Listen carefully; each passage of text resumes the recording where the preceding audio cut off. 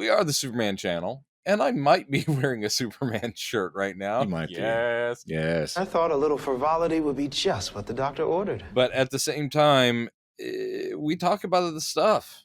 I keep threatening that we will do a career retrospective on Don Knotts. You trying to scare me? But anyway, today we're not talking Don Knotts. Today we're talking Severance. Severance. Maybe you guys would be interested to hear what we thought of it.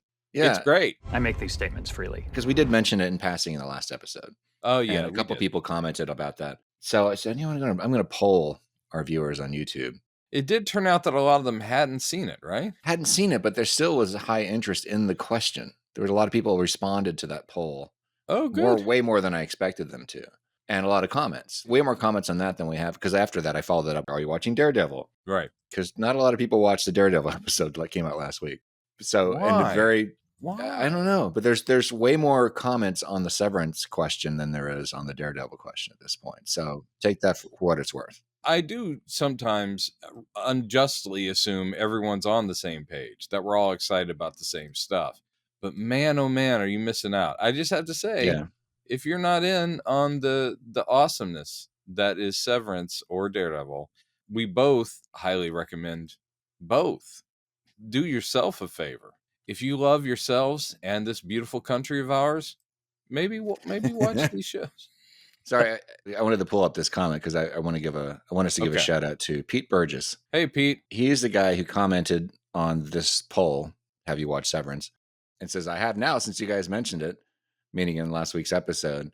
When he first commented, he said he'd binge watched through season 1. And was just starting into season 2. I got to say, that's a heady mix to like binge watch. I know, yeah. And then he got all the way through season 2 and he said, okay, just finished season 2. It actually felt really satisfying with just the right balance of questions answered and questions remaining. He's exactly right. Very clever show that dragged you from one episode directly into the next. Yes.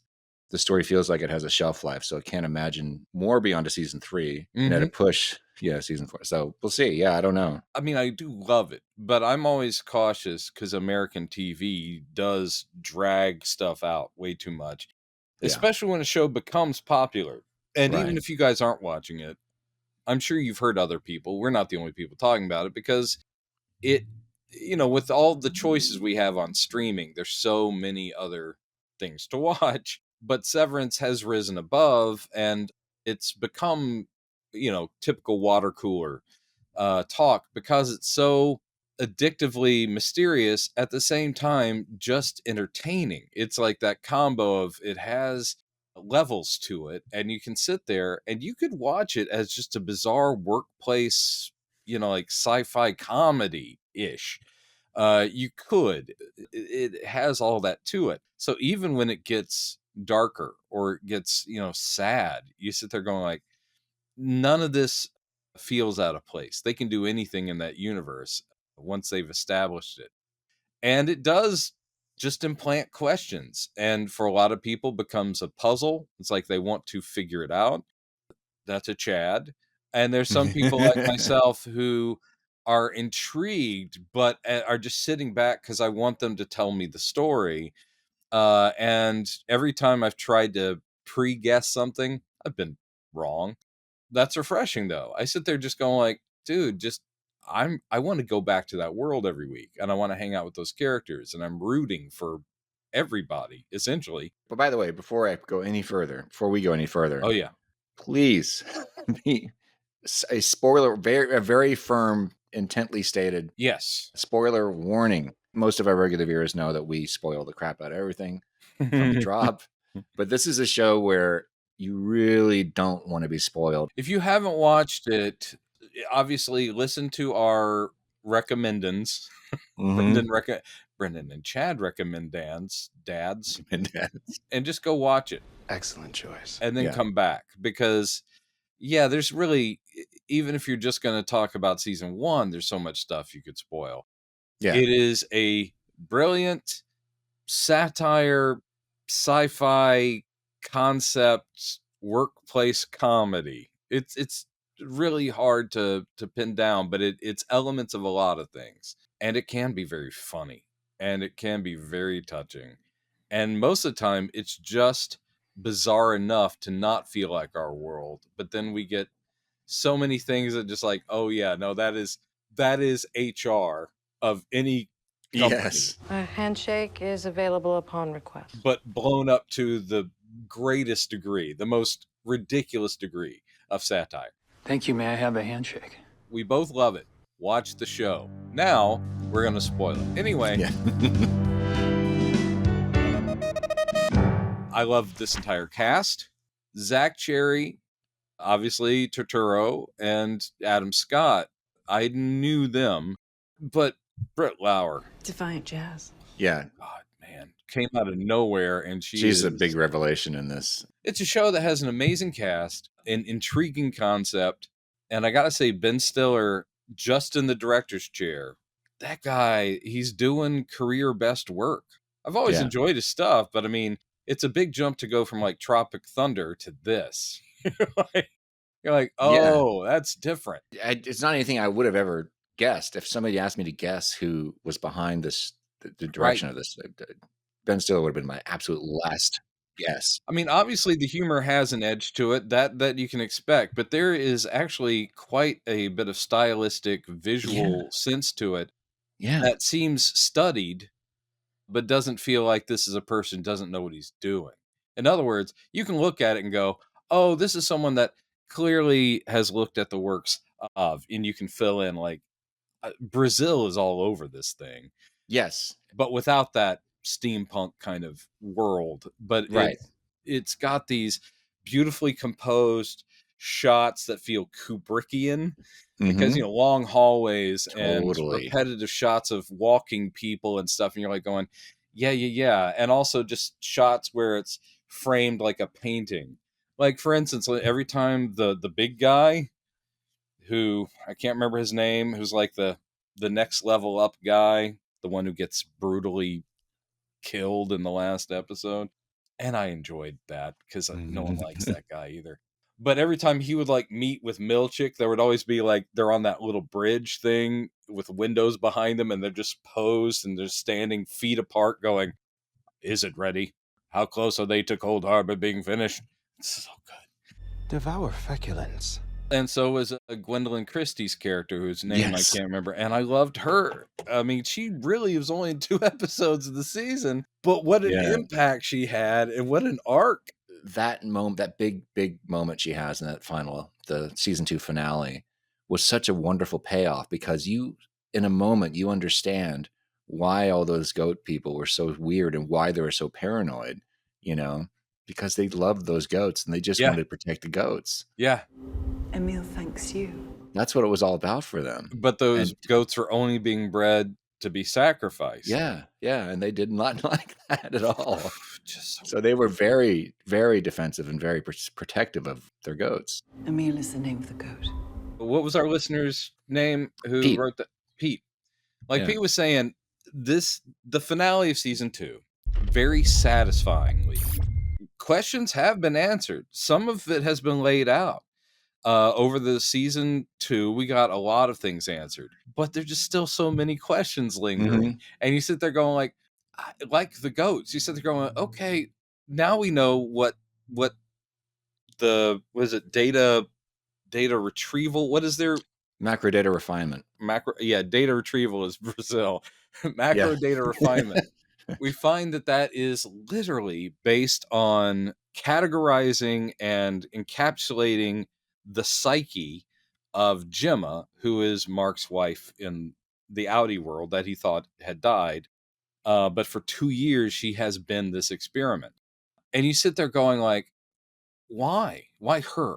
You know, why her specifically? And what was the end goal? Like, once they've said we've got her entire personality and all of her mental traits are now digitized, what were they going to do? They were going to kill her. Like, we don't need her anymore. Because she was already dead. And she was going to be like, they did call her like the chosen lady or she is the special one.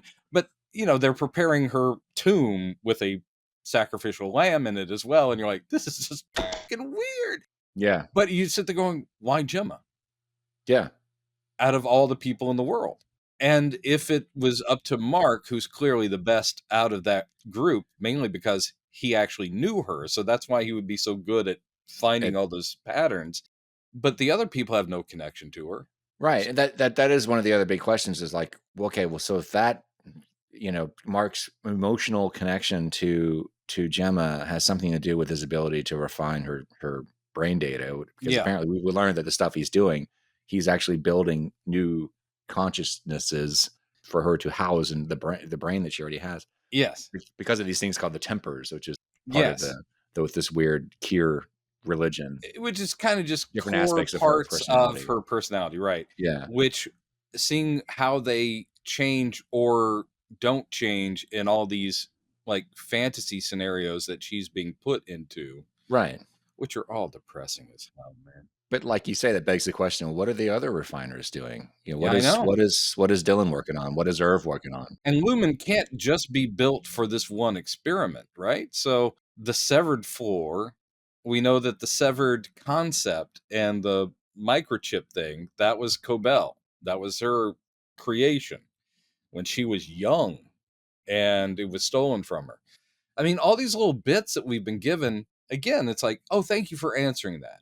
But now we're sitting there going, yeah, but, which is great. It means season 3 now, please. I will say it wouldn't be the best ending, but if they didn't get a season 3, I would still be satisfied. Especially with that, they really, the way they wrapped it up and the way it became, the Windmills of Your Mind, that song comes in, which was, I think it was Mel Torme singing that song. I'm not sure. The Velvet Fog. And this wonderful, and all of a sudden you're like in this arty 1960s, early 70s film. The fact that they chose something from that period, but also the ending of, we've done something rash, I've made a choice, and I've got this person with me who's with me, again, has also made the same rash decision. Where do we go from here? The Graduate? Full on The Graduate. Yes. Totally The Graduate. I was sitting there going, they're not on a bus, they're running down a hallway, but it has the same feel of like, where are they going to go? Right. Plus, the second they leave the building, it doesn't mean that the love will disappear. It just means that's the thing. He successfully saves Mark's wife. Mark saves Mark's wife. But Mark S. on the inside, the innie Mark, has his own life, and he made the choice of like, I will do that for you. I've saved her. You just don't get to be with her because I want to keep living. Yeah, I'm going to abscond your body for now. But they can only live and have that relationship inside that building, because when they walk out, it just goes away. Crazy thing about it is that they're running back into the belly of the beast to do what? I don't even think they have any idea. They're just unless unless it becomes full on rebellion, like it does become something like we've got to take over the place. That does appear like that's going to be a major threat of season 3. Is that there's this? I guess it looks like there's a full blown rebellion. I got to get Irving back though. Irving can't just be gone forever. He was the one thing missing from the finale. It's like we didn't get to catch up with him again. I mean, we don't even. I mean, but that's another lingering question. Does he literally just go disappear? Which was actually a kindness done to him. Like, they're going to get you, so you need to go somewhere else. And, that was really nice. Even though he doesn't have the same feelings that they would have had on the inside, they're still like, Walken still likes this guy and wants him to be okay. It's very sweet. Yeah. Well, there's still obviously a very deep connection between them, just chemistry wise, and also knowing that their innies were in love. Is there any way that the innies and outies could create like a throuple situation? Because I'm sitting there going like, my heart's breaking for Mark Scout, for the outie, and wanting to be reunited with Gemma. You want that happy ending. At the same time, I want Mark S. and Heliar to have their happy ending, and they can't coexist. The two happy endings can't exist. I know. Yeah. Didn't Milchick use that word throuple romance when he was talking about he claimed that when Cobell got fired, he said that she was let go because she had an inappropriate fascination with you. We suspect that she had a. Is that what he said? I don't know. If so, I didn't clock it. Answer in the comments. I don't want to keep getting distracted by looking at stuff on my computer. Anyway, we're mainly at this point, of course, talking about the finale because it just happened. Yeah, and since it's very cumulative. I mean, you could go back and just start at the top of the series and go, well, this was interesting. I enjoyed this, and that was great. But then the season 2 finale, it just seems like we were saying it could have been the series finale. I'm glad it's not. But it was hitting so many high notes, so many high marks. Oh, hi, Mark. Honestly, I think there should be Emmys kind of across the board. But would you IMDb? I should have it up. What's the name of the actor who plays Milchick? Tremel Tillman. Tremel Tillman.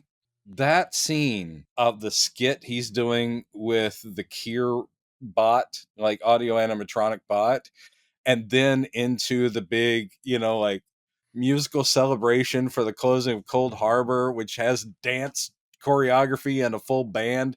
I was sitting there going, "Oh, holy shit, you should win you should not an Oscar. You should win an Emmy for this episode."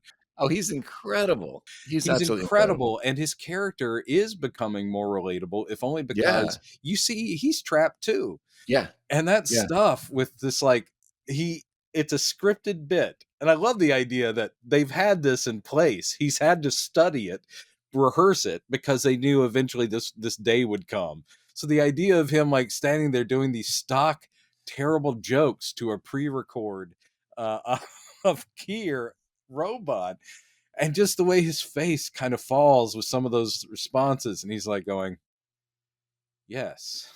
And you can just see his own rage boiling under the surface. So, well, and it seems, I mean, you could argue it one way or the other, but it seems like he goes off script at that one point where he throws a barb and says, "Oh, you're 3 inches taller or whatever than you actually were." And since he does that, it does indicate maybe there's someone that's live doing the other side through the robot, because it's responding. You can tell he does go off script, and the other person's like filling in gaps, and you're like, oh, someone's voicing the robot. And whoever it is like throws a barb. Oh yeah, thank you, Seth. Like reveals because they're not supposed to reveal his first name. God. And I heard, I don't know if it's true though, I heard that was Ben Stiller who's actually doing the voice. Oh, really? Of the robot. So I don't know. Yep. Some people were saying, oh, that's got to be the doctor who's doing that. Oh, I don't know. I actually would really respect. I love Ben Stiller. I would really respect it if he did not ever appear in the show. No, only because that would kind of be to like draw you out of it too much. Yeah. I mean, Adam Scott's very well known. It's not like people are going, I think he is really Mark.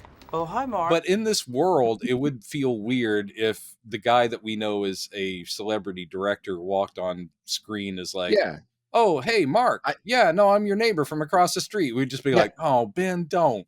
I don't think he's gonna do that, because as you already pointed out, there's a really artful restraint on the comedy. It's like he's not leaving his mark on it. Hi, Mark. Yeah, it's very true.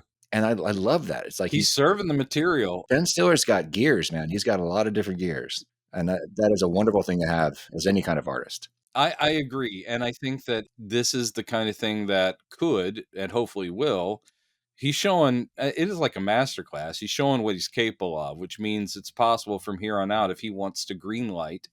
He's done a drama or two, but it's just sort of not what he's known for. He could basically do anything he wants at this point, I think. Because he's shown what he's got. Plus, all the directors on the show, he doesn't do all the episodes. Right. They have a really talented pool of writers and directors that are all falling into the right place. The writer's room on this has got to be awesome. I would just love to sit in on one of their, spit. And I was just watching an interview with Dan Erickson, who is the creator of the show. And I didn't know that. It was wonderful to hear. This is clearly one of the reasons why the show is so good, is that he and Ben are just really good collaborators. And somebody pitched Dan. There's a good interview with Dan. I need to rewatch the beginning of it to see, because he tells a whole story of how he came up with the idea and how he pitched it and how he finally found somebody, finally handed it to Ben, and Ben loved it. And then that's when it all started happening. But one of the reasons why it really took off is that he and Ben just really collaborate together well. And Ben, they met, and Dan's all nervous and stuff, and Ben comes at him with, hey, and has all these great ideas of things to expand, and Dan's like, yeah, I love that idea. Oh my God, I love that idea too. And that's always the dream. It's not just that you find someone that what you created or wrote resonates with. It is also great when it's not just oh yeah, I know exactly how to bring that to life. But someone goes, what if? And then their suggestions are on your wavelength, and you're like, Yes. oh, yes, that's somebody who gets it. Yeah, collaboration. Everybody always wants that. That there's always that uncomfortable likeness, like, oh, you don't really understand me, sort of thing. There are a lot of people who love the auteur thing of like, I wrote it, I directed it, it's all my concept. When that Yeah. works, it's great. But I think most people, especially in film and television, which is an incredibly collaborative world, you kind of do want, it's like, I don't want to shoulder the whole thing. If that guy comes in with the better idea, I'm going to go, yay, congrats, we all win. And I know that there's a weird analogy, but I know that you've had experience working with producers who didn't understand your work. Yeah. I don't know if we want to mention the network. It was a local network you worked for in Houston. But I remember every day it was kind of exciting when you got that job, but it was very frustrating because the bits that you were writing were constantly getting messed with by somebody who didn't understand your humor at all. Yeah. And we're talking about interstitials between cartoons and aimed at kids like from 8 to 12. So I was fine with people going, oh, that's inappropriate or we can't do that. But I was always disappointed that some very cool or conceptual things that would just go, no, just say that Darkwing Duck is coming up. Yeah. But those were, I mean, it was still a fun job. And there were plenty of people there that were like, I love that idea. I don't think we can do it. It was more like that. It wasn't really like people going like, Jones, but writing and being able to goof off on TV for a bit was a delight. Yeah. Yeah. Somewhere I have some VHS of that. Some of the kid Fixxitt stuff. Well, I would love it if you dug them up. I need to see if I still have it. Yeah, because I got nothing. The only thing is, my friend Jim Windsor, who was our camera guy, he did put together a blooper reel from when we went to Disneyland for the opening of Toontown. Yeah, and that's on YouTube. Oh, it is. Okay, good. So I will link to that then. Oh, Jesus Christ. Prepare to see 90s Brendan with very long hair doing this voice and making a lot of mistakes. Anyway, back to this. Yes, anytime you're in a situation, even if it is just for local TV, but when there's standards and practices and there's producers and directors, though I had a very cool director too. Yeah, there's always a thing of like pushback where it's like, no, just do what you were doing, instead don't try too hard. And it's always a thing of, well, let's try, because if we try, we could make something better. It's at least worth a shot, because other than that, you just become boring. Yeah. And so I appreciate the fact that in different hands, Severance could have been like an oddity that would have gotten a season that people would still talk about and go, remember that weird show with the chip and the thing? And yeah, it was weird.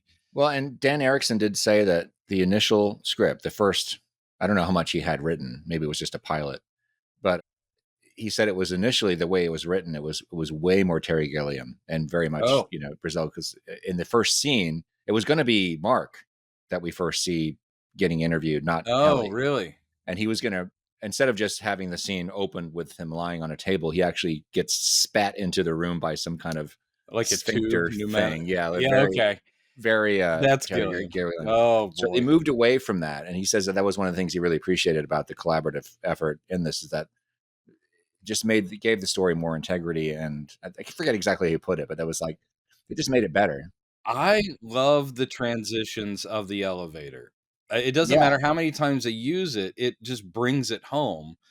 And for those who haven't seen the show, the entire concept is simply that there's a new program. There's this huge corporation called Lumen, and they've got an option where if you work for them, you can work on as a severed employee, which basically means you get this chip implanted in your brain, and it doesn't take your intelligence or anything away. Though there is this fun thing about you don't need unnecessary information. So people on the inside, that whole thing about how many places can you name? That was adorable, but it was also kind of freaky. And she's like, the equator? And he goes, you think that's a country? But the whole thing is that so that you, as an Audi, your life would consist of just your whole, normal stuff, showering, having dinner, doing that, hang out with the kids.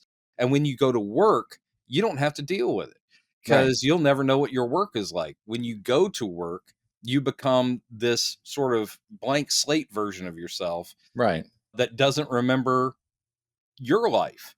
Their entire life, the any life, I just, the way this show is set it up, can you think of how surreal that is? If you're the any, you are at work for 8 hours, then you get up, you go down the hall, you get in an elevator, then you walk out of the elevator, go in and work for another 8 hours, then go in the elevator and come back and work for another. I mean, you get lunch breaks and you get to talk to your coworkers, but like, you have no life outside that floor. It's fascinating. And Mark does mention that you don't actually experience sleep directly, but you may feel the benefits when you come out of the elevator that you feel. Yeah, exactly. It's not like I've been working nonstop all that time. You will feel like you had a night's sleep. But I think about this as in, like, let's say you're out and you trip and you break your nose, against like a door or something. Does your any know what happened? Your any is like, what the damn it? Yeah. Do you put a note in your pocket? You can't put notes in your pocket. They don't let you do that. Right. They don't let you communicate with your any. They do kind of touch on that. Okay, there's a little bit of dialogue here and there where there are things hinting at that. Like I think Dylan mentions that his arms are sore a lot. So he guesses that he lifts weights, which obviously is not the case. I think there's been references to hangovers.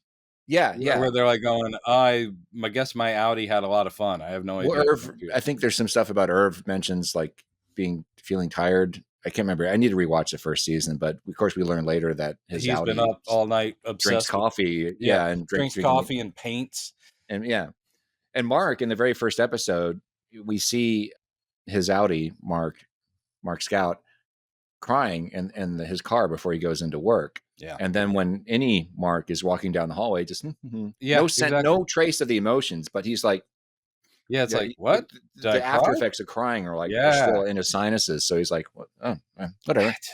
It's a brilliant concept. And it is, of course, something that is like a lot of good science fiction, like the Twilight Zone. It's something that we can relate to because it takes a real world situation and it just amplifies it and it makes it surreal enough. And so you go, yeah, that's great when it's commenting on something that we can all understand. I mean, a lot of science fiction fails because they really do want to create a completely alien world, alien experiences, alien adventure, whatever it is that we can't relate to. We go like, wow, I sure hope they beat the Glarp Gloops and are able to protect their spice mines or whatever the hell. You're like, okay.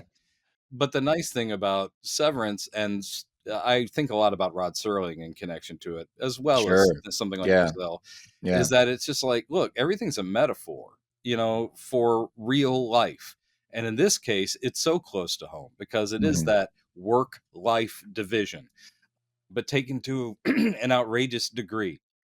The fact that your work self is his own thinking, living being who's developing relationships, all while just stuck on a floor of a building. But they start to care, they're friends, he falls in love. And that opening bit, it's not the opening, but at the beginning-ish of this season finale, what we've always wanted to happen finally happens, and it's Mark talking to Mark. And that scene is also, talk about an Emmy scene. Because Adam Scott's always great, but you can see it just like you can see with Britt Lauer when they do the Audi versus any. There's physical differences. They're where they're from emotionally because you're watching the Mark Scout realizing, oh, this is cool, but also realizing, oh, my any is almost like this innocent child in a weird way. And to Mark S., Mark on the outside seems like a condescending dick. And it's just so great. They're the same guy. And he's like going, "You're not going to die when you get reintegrated. You're just going to be a part of me." He goes, "Yeah, but I won't be driving the car. That's the problem, is that I won't. I mean, I won't know I'm part of you. I'll just be part of you." And he's like, "That's." It's like this weird father-son thing, and it's so dead on too, because you can kind of understand where both of them are coming from, because as Mark Scout, it's like, well, look, this is my brain. This is another consciousness in my brain. It's my body. Yeah. But any Mark is like, dude, screw you. I have got my own concerns here, and you don't even really care about that because you're not me. I also really like the way it turned, simply because for a bit they're on the same page and they're just enjoying talking to each other. Yeah. And actually, Mark Scout is being totally empathetic, and he's like going, I get it. It's like, I've thought about this. You have a life, and I want you to feel that way. But once it comes down to the I'm not going to, is where it's like, oh, and he's having this struggle with his own self, and it's just so he doesn't really get it. He doesn't really get where any Mark's coming from until, I mean, I don't know. I guess we'll see. That's what's going to happen next season, I suppose.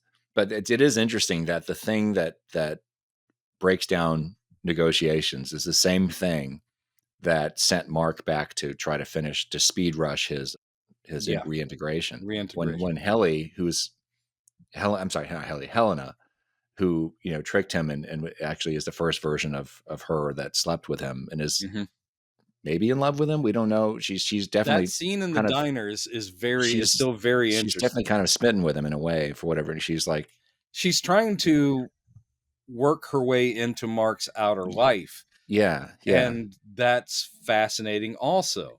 But in that scene where Helena, is basically stalking Audi Mark at the restaurant, and it's kind of going well. You can see they have a natural chemistry, even though Audi Mark has never met her before.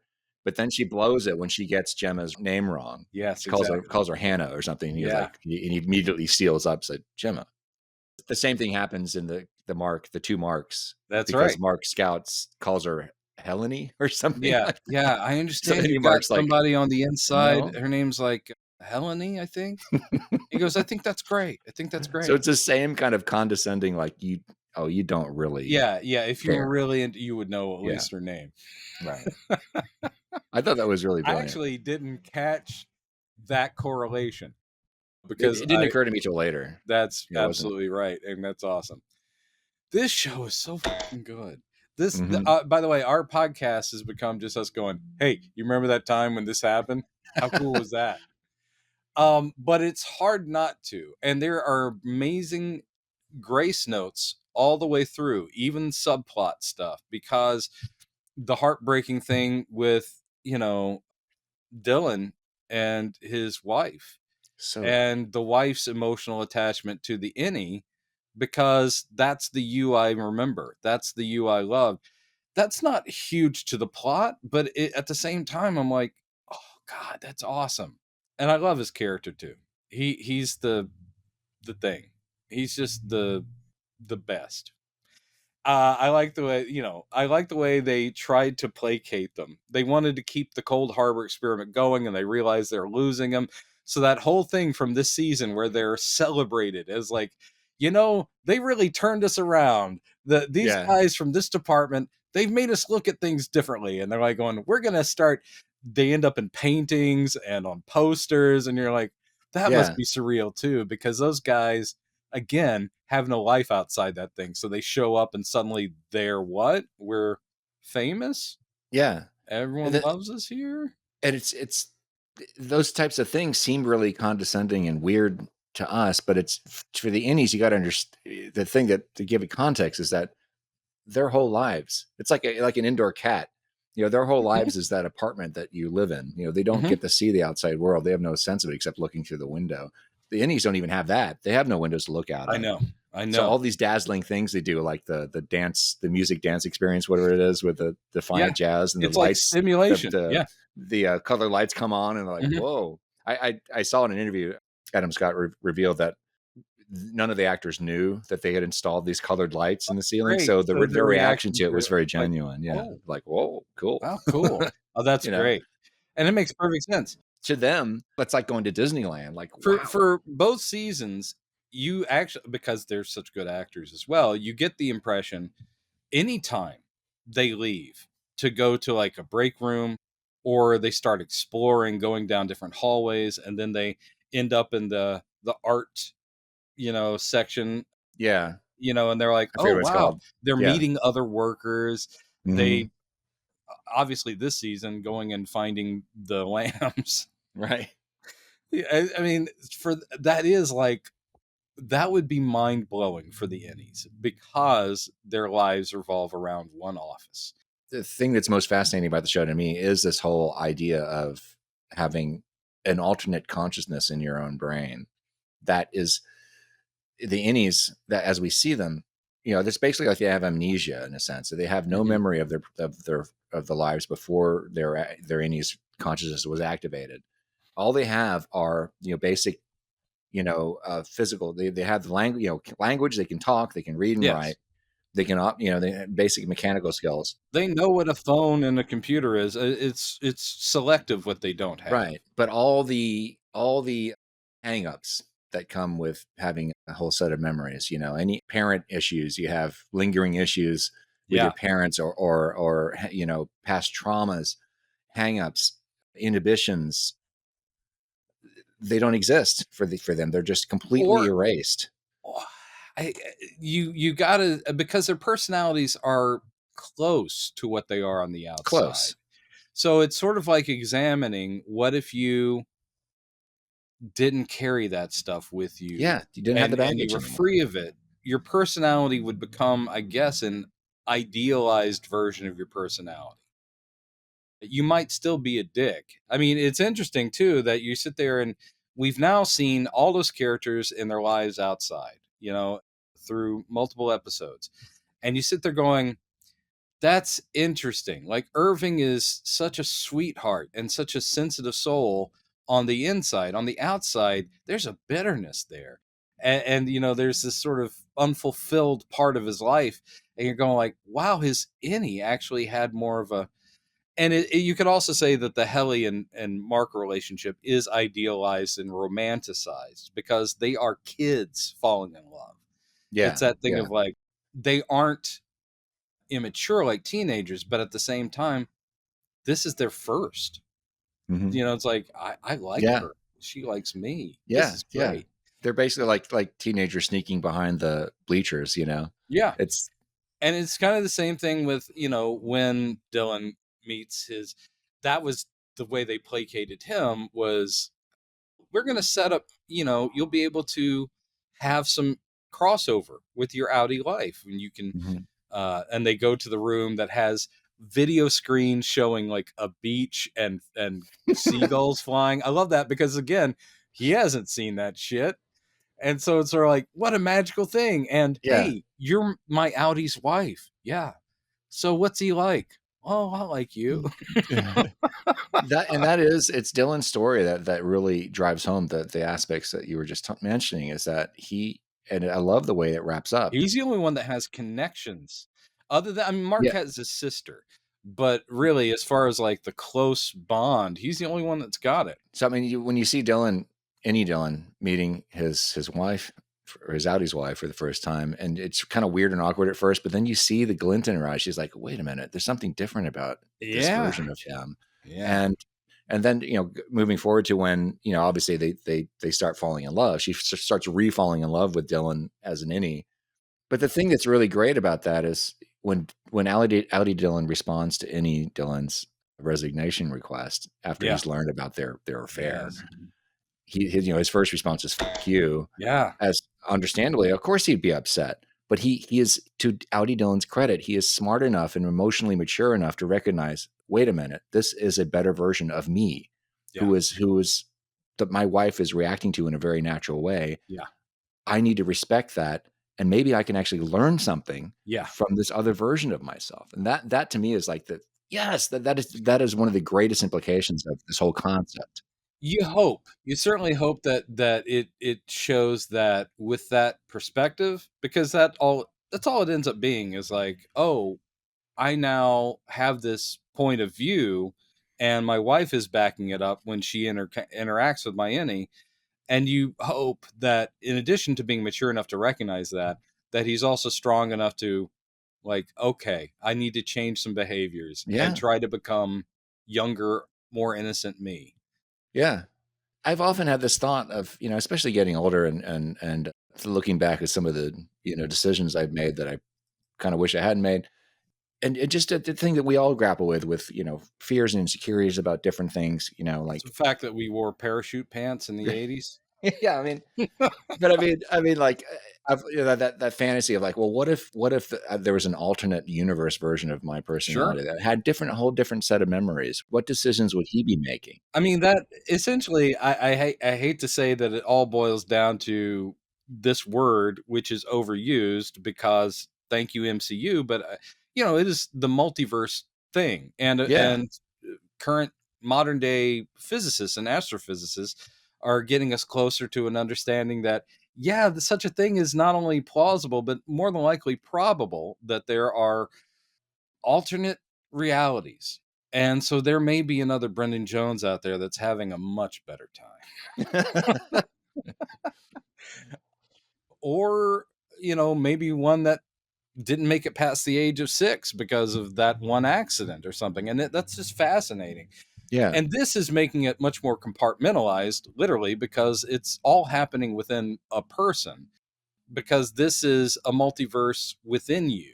They're not jumping into alternate realities. It's just that they have been divided into two people who are essentially the same, but not, and are having completely different experiences. And that, I think that moving on to the distinction between Heli and Helena, we haven't gotten to know. We have seen a lot of. We found out halfway through the season that we've been spending a lot of time with Helena. We just didn't know it for sure yet. But we still don't really know a whole lot about what her deal is. But that was Helena pretending to be Heli, which makes it even creepier. But yeah. But there is the distinction between their two personalities. Heli is very, she's very confident, and she acts like she knows what I don't want to be here. I'm going to leave, and she acts on her, and then of course we see that in the last scene, or the last episode, where her father comes down to meet Heli. That scene also. Yeah, when she's like, God, you're so weird. I know, it was such a great reaction. She grabs a pen and she's ready to fucking take him out if she has to. And that's something that Helena would never confront her father like that. And he says, I see Kier in you. And he goes, no, not in her, in you. There he is. Right. And it's like, oh, it's a good point. Heli has strength, while Helena is more subservient. She's kind of lost her spark. I think that difference is, she grew up, Helena is she's very confident, but she's confident in the way of that anyone of privilege is. She grew up pampered. Doesn't mean she's not smart. She's whip smart. But the thing is that all that stuff, it's burdensome. The title, the respect that people are trying to give you all the time, even if you haven't earned it, no one's going to say no to you. All that kind of stuff, that is not something that Heli dealt with.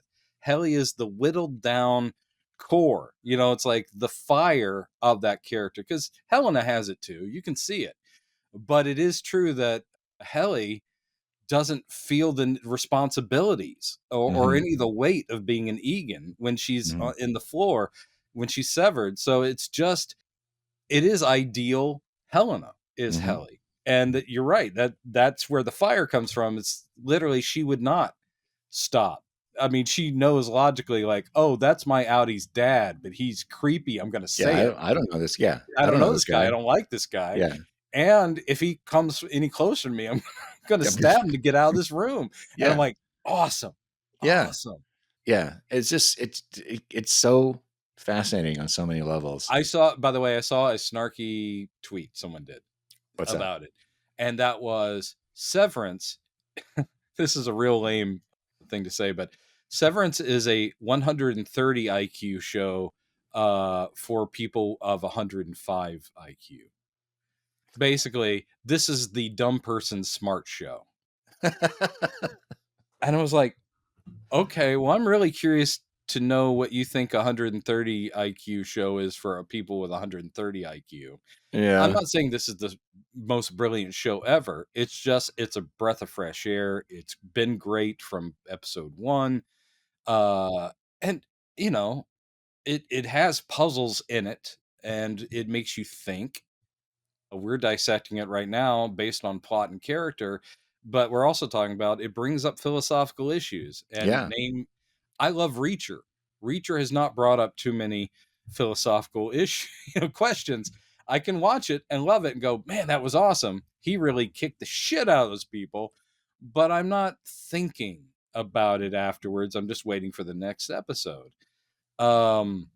There's a place even in populist entertainment for, let's address some bigger issues. Let's fold them into entertainment, but they're there. And again, that's what Serling did. That's what Twilight Zone did. It's like, yeah, I love that stuff. And another thing, this only occurred to me a couple days ago. That girls are pretty. Girls are pretty. You know what? I found out girls are pretty. When I was at my brother just got married this past weekend. Oh, really? My 28-year-old little brother got married in Austin, and it was a beautiful ceremony. Well, mazel tov. I was at the reception dinner. I was sitting right next to my old friend, who was one of my dad's former students, and we weren't talking about Severance, but we were talking about AI. Mm-hmm. And he mentioned something like, it's so strange that because we hadn't really talked in a few years, and he's like, God, the last time we talked, it was pre-pandemic and pre-ChatGPT. And there's all these things have changed. And he says, it's so weird that we, as a society, we started off, we've outgrown and moved past slavery, thankfully, but now we're creating our own slaves in a sense.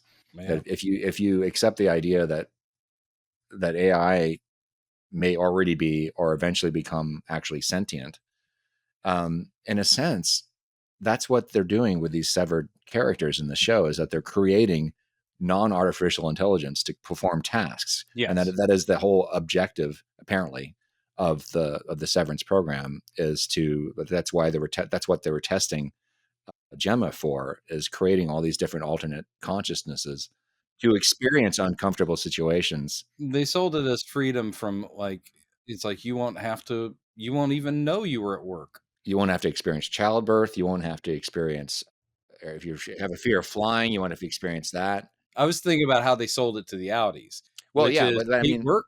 You don't have to work a day of your life. You're in, you'll be doing it. Yeah. That's definitely part of the same appeal. But Jane Egan mentions in that last season, the last episode of the first season, eventually everybody will be children of care, because the plan is to give everybody in the world these chips, so they can shut themselves off at selective times, and that's what that whole thing is. And it is essentially, that's like they're creating these. They're not artificial. They're real intelligences in their own brain that are only going to be turned on when they don't want to experience something. Right. And in a strange way, that's kind of what we're doing. It's not exactly the same thing.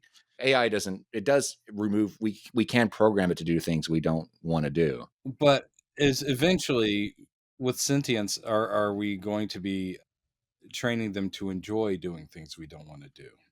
In other words, can we make them not question or want to rebel? Right. Yeah. And it's like, wow, when do they get to have their own life or have a choice? And it's creepy. We'll be long dead before it gets to that point, Chad. That's what we're seeing at the end of this season, is an innie uprising. On the Severed floor. And again, you're cheering. At the same time, Gemma's shouts and pleas were heartbreaking also, where she's outside the door and she's going, Mark, just go. Because she's now aware. Once she left the place, she's like, boom, that's my husband. He just freed me. And it's just, but he's not choosing her, because that's the innie version, and he's in love with Helly. And you're like, oh man, there's no way for everyone to have a happy ending. That's the thing that I keep coming back to, is like, maybe they'll figure something out, maybe, but I have a feeling this is a show that's going to have those complicated, resolutions. And I like that. I like shows that occasionally, or movies that end on something where it's like, down note, not everyone gets the happy ending. And that's pretty much like life.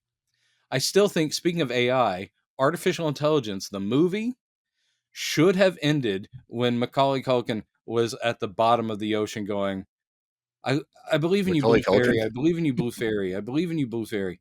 Macaulay. No, different child actor from the late Haley Osment. Yeah. But that whole thing, I thought that's where you Yeah, it should have ended right there. Yeah. It should have ended right there. It would have been, again, heartbreaking. Mm-hmm. But that whole jump to the thousands in the years of the future and the evolved human / aliens are like, we will give him a happy day. And I'm like, Spielberg, that is so you. Yeah. And at the end of War of the Worlds, his version of War of the Worlds, that's like, at least one of the kids should have died. I'm not bloodthirsty, but it ends up being such a happy ending. It's literally people in sweaters at the door going, you guys survived. And it's hugging, and no one died in that family. I'm like, well, we need stakes occasionally. We need things to have weight. And when it's like, whew, man, we got lucky. Meanwhile, a third of the world's populace has been wiped out, but our family made it. Anyway, so that's my rant about happy endings with Spielberg. Anywho, yeah, so love every bit of the show. Visuals, music choices. I just don't see this thing making the last time I kind of felt this way about a limited, this was only one season, but on one of the streamings, was Watchmen.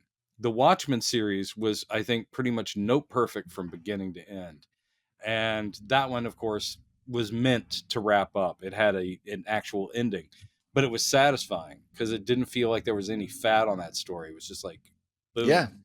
Yeah. And also brought up a lot of interesting philosophical questions. Yay! Yeah.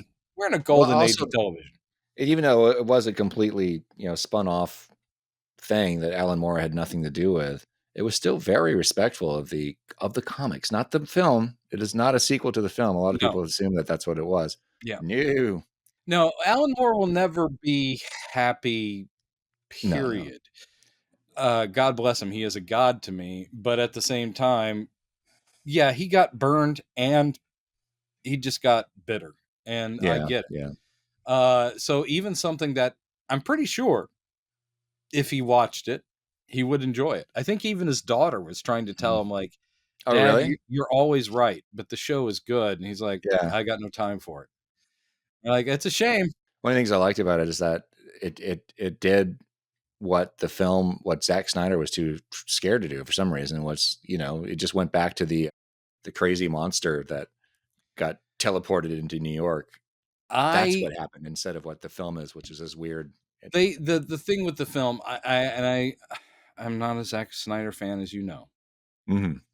I actually think if you were going to do a 2.5 hour version of that storyline, I think he pretty much nailed it. Like, there's really only two quibbles I have with it, and that's one of them. Yeah.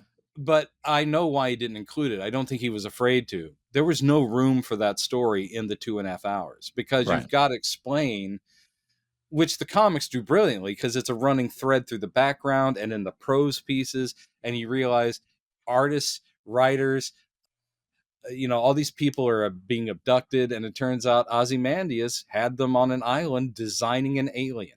And then he killed them all so there'd be no witnesses. So he custom built an alien threat. That is such a great, and stolen from an Outer Limits episode, which Alan Moore totally admits. He goes, oh yeah, totally stole that from Outer Limits. But it's a great idea that worked in the comics. I'm not sure that it would have worked in Snyder's movie because it's so complicated.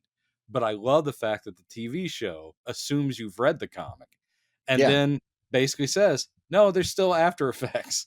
We still get these dimensional openings and then little squid little beings just like start raining. I'm like, that's awesome. Yeah. It's great. The show was, you're absolutely right, incredibly faithful, yet had its own viewpoint and built a very fulfilling story on its own and went places Moore never would have thought of, especially, I think, quite possibly, the racial element, which was so vital to the TV series and it was so well thought of. Hooded Justice, making him a black man pretending to be white, and that's why he always wore a full head hood. You're like going, something else. Brilliant. Yeah. Brilliant. Anyway. Yeah. So my only other quibble with Snyder's version, really, well, it was very hyper violent, but so was the comic. Yeah. But that one scene where Rorschach traps, handcuffs in the comic, he handcuffs the pedophile guy to a heater and then sets the place on fire and leaves him nothing but a hacksaw. Say good luck, and leaves. And of course, he never comes out. They didn't do that in the film, I guess, because Saul had already kind of done something like that. Oh, if that's the reason they didn't do that, I'm very disappointed. It's because very that's lame. stupid. It should never be just having him hack the guys in the head with an axe is what he does in the film. It's just not anywhere near as cool. No, at that point, there's that weird sense of morality and justice, which is highly warped in Rorschach, but still there's a weird honorable thing. So yeah, leaving the hacksaw, like, it's up to you, man. You can burn or you can saw through your own arm. Yeah. All right, this has been Watchmen Cast. Anyway, Severance, and I never mind going off on that too. Severance, I think we should just wrap up by saying it's amazing and watch it. Watch it, yeah. And once you have, maybe you'll also want to chime in and just go, oh, this is my theory, or did you guys notice this? Because I like reading people's online reactions, unless they're the dumb ones, like, it's a smart show for dum-dums. If you have something better to say about the show, then I love reading it. So let us know what you think. If you are new to it, hopefully you'll go, you guys turned me on to a great show. You're welcome. Also, watch Daredevil Born Again. What do you don't like good things? Is that your problem? You hate America? Yeah. Daredevil Born Again is, we already did a thing on that, but it is off and running. It's cooking with gas. We're getting 2 episodes tonight, apparently. We get 2? 2. I think they're apparently Disney Plus is doing this thing now where they're like speed running through releases, because apparently Andor is going to come out 2 episodes at a time as well, or 3. I think again that's all thanks to the writer's strike. Is it really? Well, we had a sparse year last year because of writer's strike, but now things are catching up. This is a big year, obviously, for releases, not just the comic book movies, but yes, Andor, all these series. I have a feeling that it's a thing where they're like going, roll it out. Yeah. And on that, let's close up my birthday episode by saying, where are my presents? Yeah. Where are they, folks? Hey, you know what to get me. Anything with Superman on it. It's a joke. Anyway, much love to everybody. Have a wonderful time. Spring is here. Even in Portland, spring is here. It's beautiful outside. So please enjoy it wherever you are. And also, let your voice be heard. Yeah. Mine sounds like this. All